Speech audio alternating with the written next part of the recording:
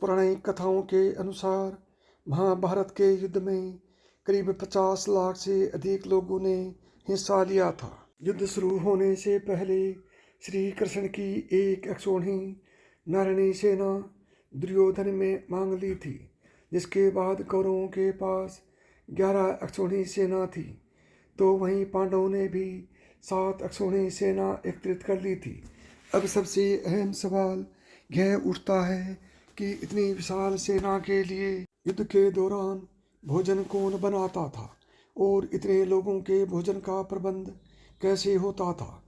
इसके बाद उससे भी बड़ा सवाल यह है कि जब हर दिन हजारों लोग मारे जाते थे तो शाम का खाना किस हिसाब से बनता था कि अन्न का एक दाना भी बर्बाद नहीं होता था और किसी को खाना कम भी नहीं पड़ता था। महाभारत युद्ध के दौरान भारतवर्ष के समस्त राजा या तो कौरवों के पक्ष में खड़े थे या फिर पांडवों के पक्ष में, लेकिन श्री बलराम और रुक्मी ही वो दो व्यक्ति ऐसे थे जिन्होंने इस युद्ध में हिस्सा नहीं लिया था। हालांकि एक और राज्य ऐसा था जिसने युद्ध क्षेत्र में होते हुए भी युद्ध से दूरी बनाई हुई थी। वो दक्षिण भारत का राज्य उडुपी था।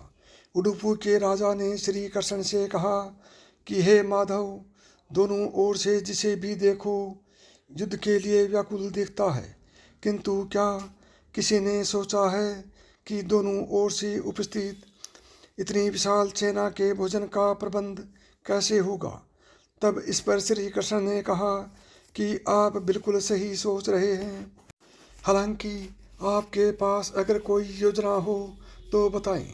उसके बाद उडुपी नरेश ने कहा, वासुदेव, इस युद्ध में हिस्सा लेने की मेरी कोई इच्छा नहीं है, इसलिए मैं अपनी पूरी सेना के साथ यहाँ उपस्थित समस्त सेना के भोजन का प्रबंध करूँगा। पहले दिन उन्होंने उपस्थित सभी योद्धाओं के लिए भोजन का प्रबंध किया। उनकी कुशलता ऐसी थी कि दिन के अंत तक अन्न का एक दाना भी बर्बाद नहीं होता था। जैसे जैसे दिन बीतते गए योद्धाओं की संख्या भी कम होती गई। दोनों ओर के योद्धा यह देखकर हैरान हो जाते थे कि दिन के अंत तक उडुपी नरेश केवल उतने ही लोगों का भोजन बनवाते थे जितने वास्तव में युद्ध के बाद जीवित होते थे। किसी को समझ नहीं आ रहा था कि आखिर उन्हें ये कैसे पता चल जाता है कि आज कितने योद्धाओं की मृत्यु होगी।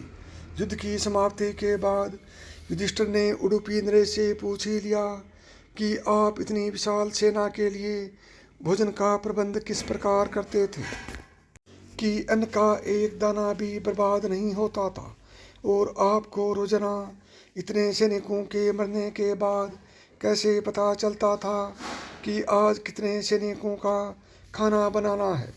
इस पर उडुपी नरेश ने इस रहस्य पर से पर्दा उठाया और कहा, महाराज, श्री कृष्ण प्रतिदिन रात में मूंगफली खाते थे। मैं प्रतिदिन उनके शिविर में गिनकर मूंगफली रखता था और उनके खाने के पश्चात गिनकर देखता था कि उन्होंने कितनी मूंगफली खाई है। वे जितनी मूंगफली खाते थे उससे ठीक 1000 गुना सैनिक अगले दिन युद्ध में मारे जाते थे। अर्थात अगर वे 50 मूंगफली खाते थे तो मैं समझ जाता था कि अगले दिन 50,000 योद्धा युद्ध में मारे जाएंगे। उसी अनुपात में मैं अगले दिन भोजन बनाता था। यही कारण था कि कभी भी भोजन व्यर्थ नहीं हुआ। श्री कृष्ण के इस चमत्कार को सुनकर सभी उनके आगे नतमस्तक हो गए। तो साथियों, यदि आप भी अन्न को बर्बाद नहीं करना चाहते हैं तो अभी मितांश की कहानियाँ यूट्यूब चैनल को सब्सक्राइब करें ताकि अन्न देवता आपसे नाराज न हो। जय श्री कृष्ण। राधे राधे।